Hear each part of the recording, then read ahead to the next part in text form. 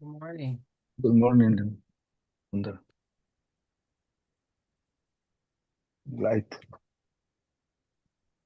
area. There you go. How are you doing Doing okay. today? Getting ready for the day right here in the hospital Yes. with a lot of work to do because I am the only one today. Oh, that's always tough when you're by yourself. Yeah. Yeah, yeah, I have a lot of consults. I mean, I'm gonna do just what I have to do it. Okay. I'm not gonna be in a rush. I'm not gonna try to finish everything because I don't know how this do.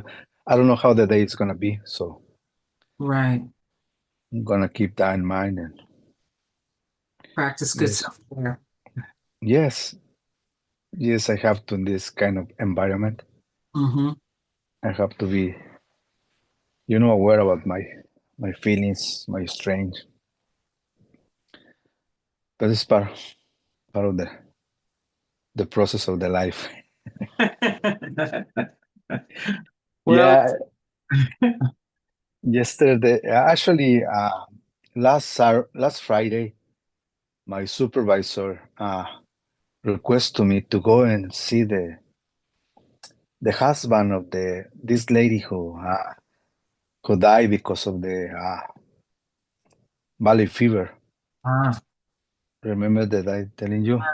yes. So she requested me to go and saw him. So I tried to saw him on Saturday, but he didn't show up at the hospital. So finally on Monday, I saw him and I went to see how he's doing. Right. And when I was with him, I feel so kind of I feel so weird, because I start getting the information about exactly what happened. And this guy has another two kids, Mm, 7 years, 5 years, and the little one. And the mom sacrificed his life for the little one. And I was reflecting on that. And I feel so kind of guilty because I believe wasn't the right thing to do it.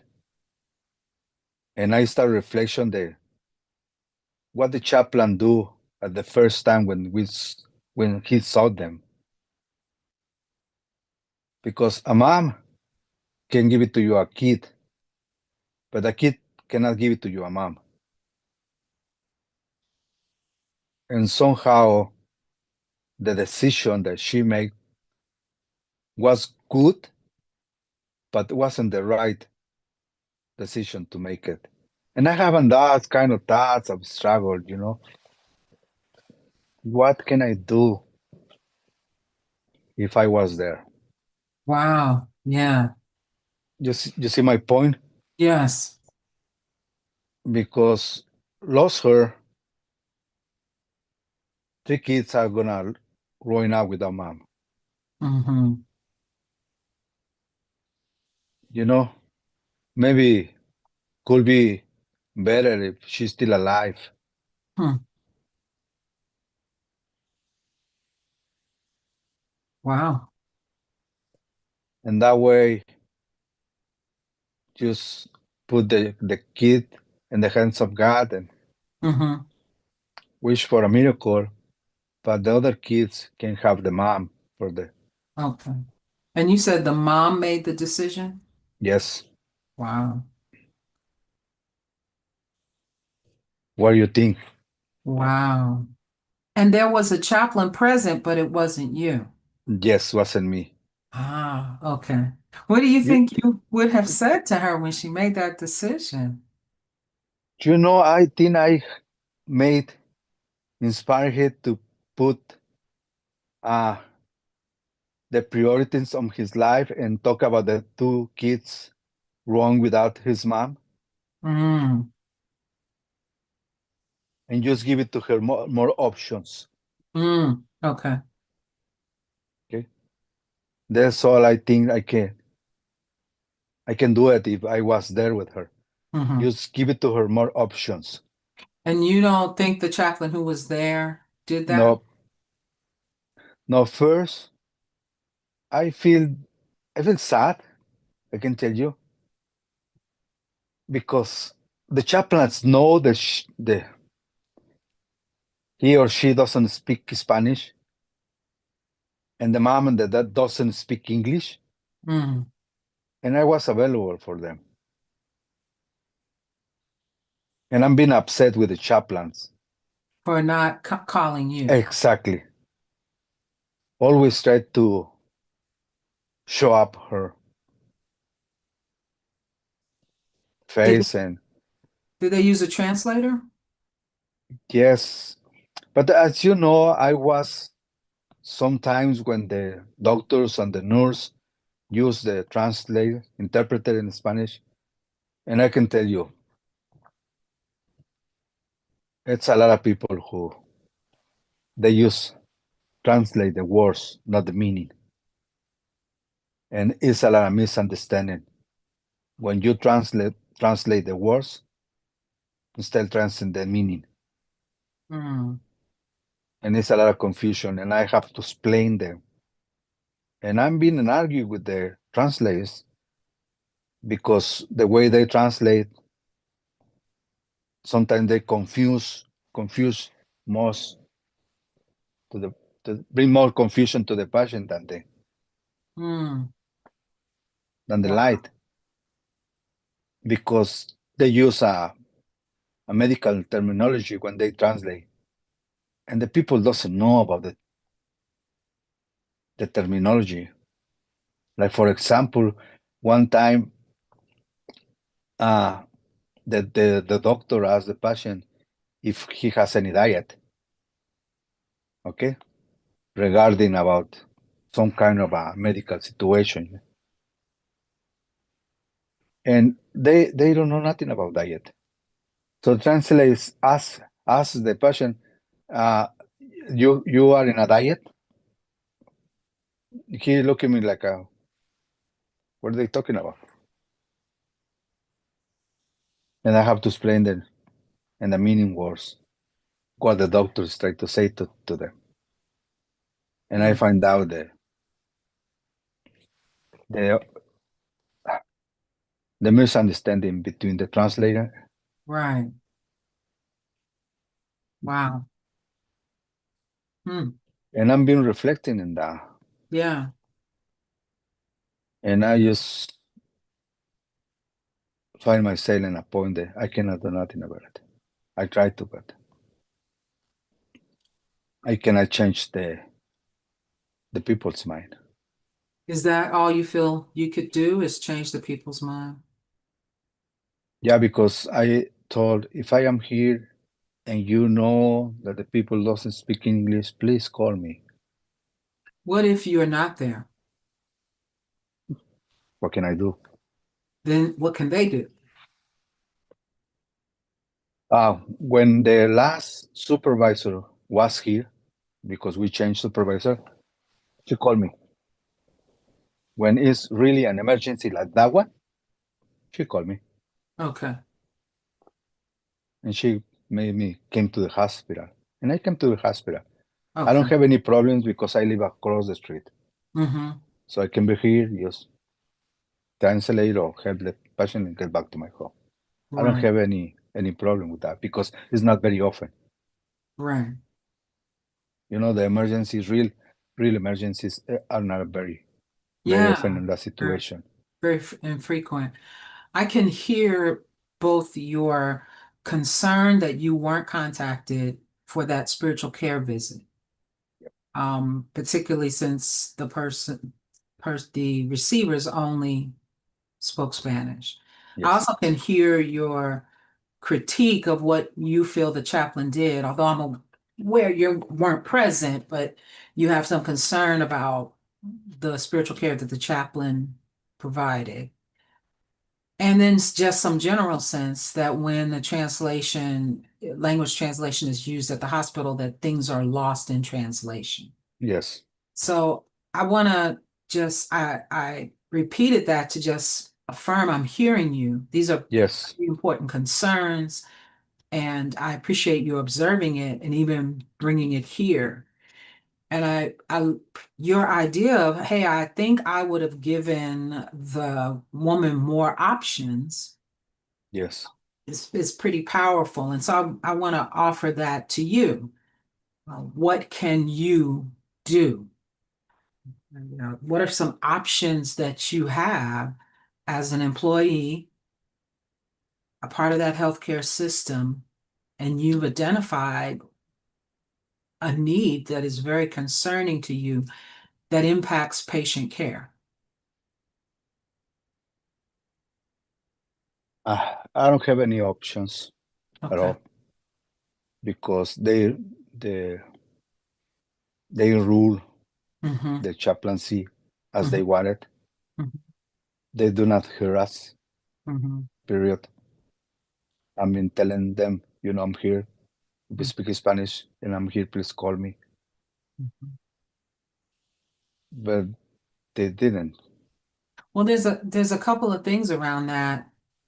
Um, Translators in the medical setting are specifically trained to translate in the medical setting.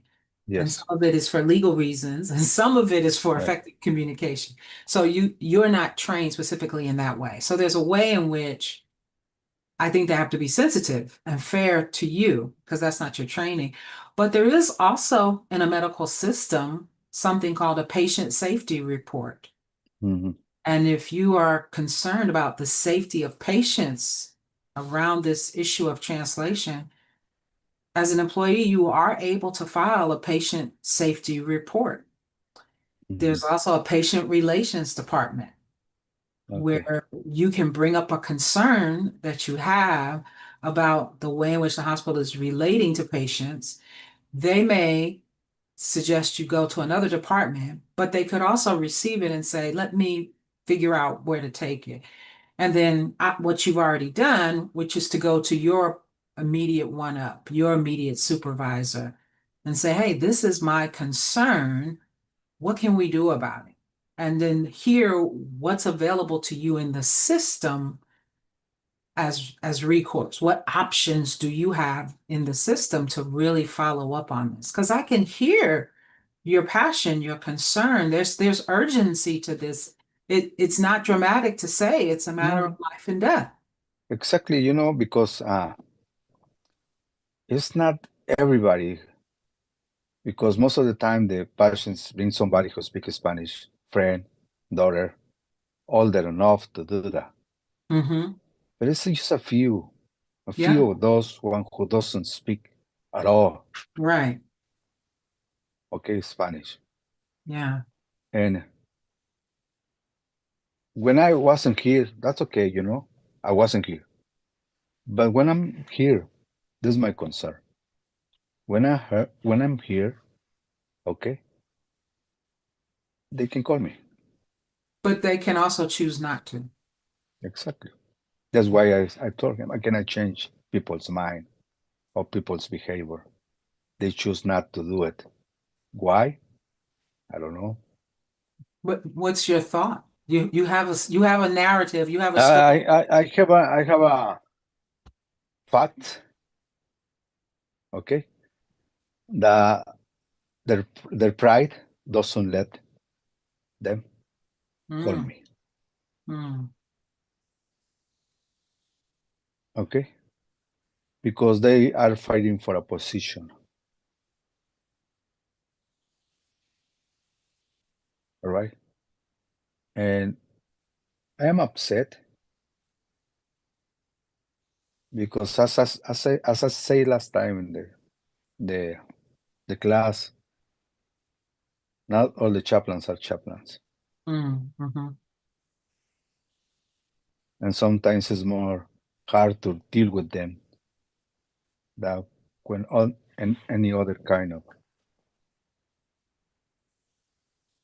peoples, Yeah, because or passion or dedication, you know, give us that kind of a sense of not accept those people who just come for the money. Mm. And I know that I have that problem, when I see those people. I have to change my behavior with them. How do you do that? I don't know, I just say hi to them, try to Oh, be nice, you wow. know, That's a and lot to carry. help them the most I can. Yeah. Try to get in their trust, Mm-hmm. you know, to see myself as a tool that they can use to help them. Mm-hmm. That's where I try to do to put myself on it. Yeah. Be available for them when they need me. And sometimes I have to walk against my feelings Mm-hmm. with them, knowing what they are doing different things in the hospital. Mm-hmm. But I'm gonna take your advice. I'm gonna spoke to my supervisor and I spoke to him about my concerns. Mm-hmm. Your concerns matter. And that's a something you've been dealing with since you've been there.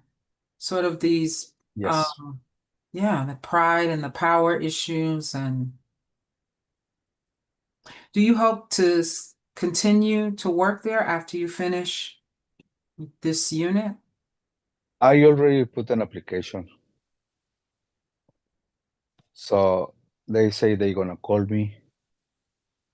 I am a good candidate, but I do not push more the application because I don't want to change all the settings, in the school.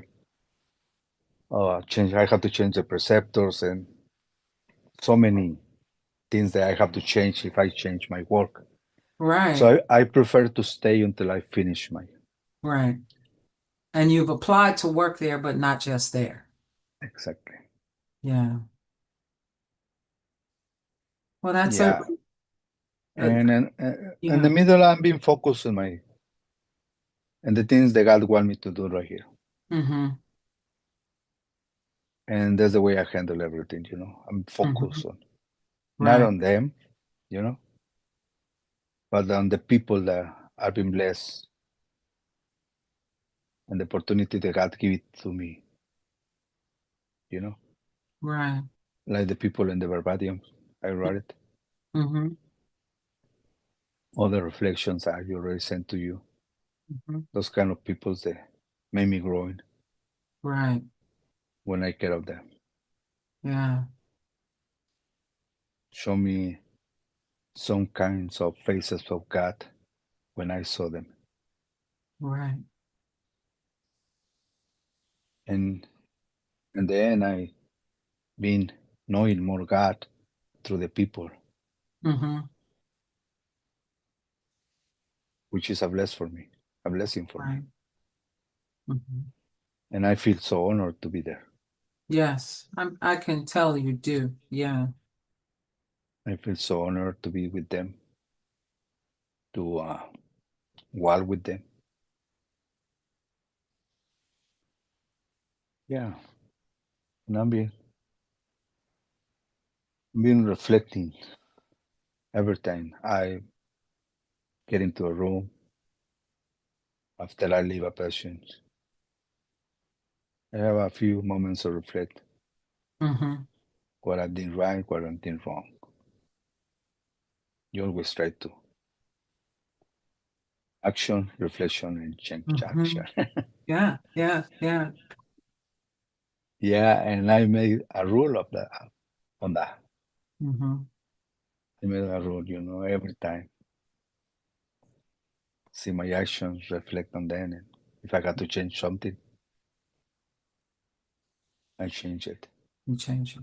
Good. And I see that I'm living without thinking. I'm living the action, reflection, change action without knowing, just I made part of my life, part of my ministry, Mm-hmm. part of the way I take care of the patients. Mm-hmm. And I find that tool, if I can say that tool, so powerful when I treat the patients. Right. So when I come back to them, I came back with a different action Mm-hmm. and try to be more efficient with them, Mm-hmm. bring more comfort, more hope when it's needed. It sounds like you're saying the clinical method of learning is moving towards unconscious competence, Hmm. where it's almost second nature and you just do Yeah. it. That's that's powerful progression through that learning model from where you started to where you are now. Yes. I mean, I'm being I'm being on it. I can tell you, I'm being reading. You know, learn the language Mm-hmm. because to change the language in English, I have to change the language in Spanish. Yeah. So I change my language in Spanish, and when I translate, give it to me the language that I want to have. Because now as you see my reflections, you see the first one, and this one's is Completely different. totally different. Right. And my coworkers start telling me that. Good. A couple of them say, Alfredo, you're doing better than I. Say, where's that? Yeah, the way you put the notes in the computer, the assessment that you do, Mm-hmm. I clearly understand. Good. Oh, I'm so glad to hear that. That's good feedback. Yeah, I say thank you. There is a Michael. I don't know if you meet Michael. When I started the school, he finished his for unit. He's the one who told me to go with you to take the classes. So when I started my first unit, the last semester he finished his fourth unit. So Wow. he's working in his certification, and he came to me yesterday and he told me that, I've been reading your assessments and I have a clear understand. And he said, you're doing better than me. I say, no way. That's not true. You speak Spanish, you speak English. I'm not. Don't say that. But that was accomplished because Yeah. even Chelsea say that. Right. Even Chelsea told me that. Yeah. Uh, I am so glad you're getting that feedback and you're receiving it. I'm so glad. I I made some notes from your verbatim for charting. There's nothing wrong with your charting at all. It Okay.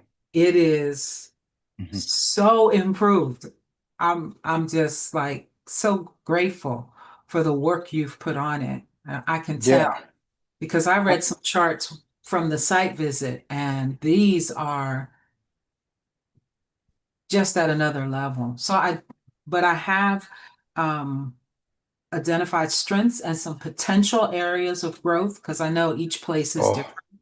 And if you like, I'll share it with you. I can yes, email it please. to you. Yeah, Yeah. okay, I can do that. I'll send. Yeah. I'm being Google it, learning how to do the best charts I can. How can I build like how can I Yeah, how can I make a better assessments? right. They're already on their way. And this is just feedback. You might not decide to incorporate any of it, but yeah, I'll share it with you. I just made one page. All right. So Okay. I'll email it. Perfect. Yes, I'm How gonna are need you it. how are you feeling about your outcomes and indicators? I'm feeling great. Good. You know what I'm doing? I get all the indicators. I translate to Spanish. Okay. Then I search what's the meaning of each indicator. Okay. Okay. And I rich with examples. So I have the indicator, I have the meaning, and I have the example. Excellent. So I'm being studying this.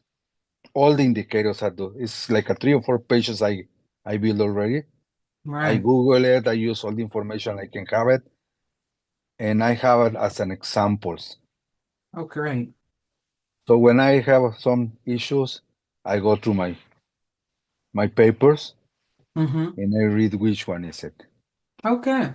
And I start find out, start to see what kind of indicators I'm be using it. Very good. Oh, that's excellent. Okay. Very good. Yeah, and it's helping me because I'm been learning into language, Spanish and English. Yeah. Yeah. It's amazing. It's really three languages. So you have the English and you translate to the Spanish and then the language of chaplaincy, the CPE language. You're Yes. working it. Yeah, And then because the language is more specific, use different words that you usually use in a conversation. right. We So don't use those kind of words in a regular no, we conversation. don't. And it's No. powerful every time a light bulb comes on. I remember when the light bulb came on and you were like, oh, that's what intervention is? Oh, Yeah. so yeah, so you're doing very well in all of these Thank you. languages. Yeah. I'm so Thank you. glad you um became a part of one, a cohort where I was facilitating. I would have so missed out had I never had an opportunity to work with you. So I'm so glad. Yeah, I'm glad to. Yeah. And the last unit when I hear that I'm gonna be with you, I feel so challenged, I can tell you. Mhm. I was so comfort with Juan. I mean, Yeah. I was so comfort. Anything I need to know, and I can say in Spanish, and he explained to Yeah. me in Spanish. But now I told my wife, you know what? Juan is not gonna be my instructor. It's gonna be Dana, and I don't know if I'm gonna make it or not. And I feel the challenge. I can tell you, you challenge me. You challenge me a lot. I mean, being in this class for me is, I don't know how can I say, but I feel more comfortable. I feel more confidence. I can say that. I can I feel it. feel really confidence in the class, Yes. and I cannot be in a better place than that. Hey, I appreciate your leadership. I remember you would look at what was his name? Oh my goodness, I can't think of his name. He was in his fourth unit. Um, Dan? yes. And you Yeah. would always say, I'll never be like Dan, but and yes, you are. You are in that place of senior experienced leadership in the group. And I'm like watching you do what Man, you said you'd never be able to do. am I? Because I don't feel it. I just try to what is the right word? I try to share Yeah, my experience, my my knowledge, if I can say that. right. That's what I try to do. That's Try what you to share do. with them. You listen deeply. You appreciate where the person is because with empathy, because you remember when things were like that for you. And then you offer your experience in a way that can be received. Yeah, that's why I try to be the first to send my verbatim Hmm. because I know the feeling for the students do the first or second semester of second unit. Hmm. They want to know how they can. How do you do it? That's why I try to send first my verbatim, Yeah, give it to them the opportunity to right. at least see something. Yeah, Give it to them an idea what they have to do it. right. And now you have these big long verbatims. It's like, look at this. All this careful reflection and critical questions. Very I good. try to be the more specific I Mm-hmm. can, Hmm. the most I can. Yeah, And trust me, I've been changing a lot those verbatims. yeah, Every day I saw it, I change something I believe you. because I reflect on something that I remember happened in that moment, and Right. I find the feeling. Oh my God! Ah, you find This the way- feeling. Oh. Yes, this is. I name it the feeling because the feeling I have it, but naming the feeling is the hard thing. Yeah, I Okay, agree. I feel sad, but why am I feel sad? I feel uncomfortable. I feel sad because of the situation, because of my past, and reflecting on that, just I feel sad, yeah, boom, sad. But why I feel sad? For what reason I feel sad? So I have to reflect on the reason that made me feel sad or that made me feel upset. And it's so deep Yeah, it is. And you're doing it. You're doing it. because bring myself to to different arenas, to different feelings that made me sad. Hmm. And now I understand Yeah, the wheel of feelings, right. the more we start with the center, not with the areas. So I start with the center. Okay, I feel sad. Where's the next step? Mhm. I feel this, and this area. Okay, where is the next one? And I found out myself doing that without knowing, just reflecting on the feelings and the areas, the Yeah, sadness, happiness, you, all those kind of feelings. I try to learn to discern my feelings, yeah, and that's why I wrote those huge verbatims right. because it helped me a lot. It's your reflective practice. Your Yes. reflective practice. Excellent. All right. Pace yourself today. All right. And I'll Yeah. see you tonight. Okay. Perfect. All right. Okay. Perfect. I have tonight my reflection Yes. and my verbatim, And your verbatim. and I'm willing to be the first and vote. Okay. Thank you. All right. Okay. That's how we'll proceed. All right. All Perfect. right. All See you right. soon. Thank you. Okay. All right. Bye. Take care.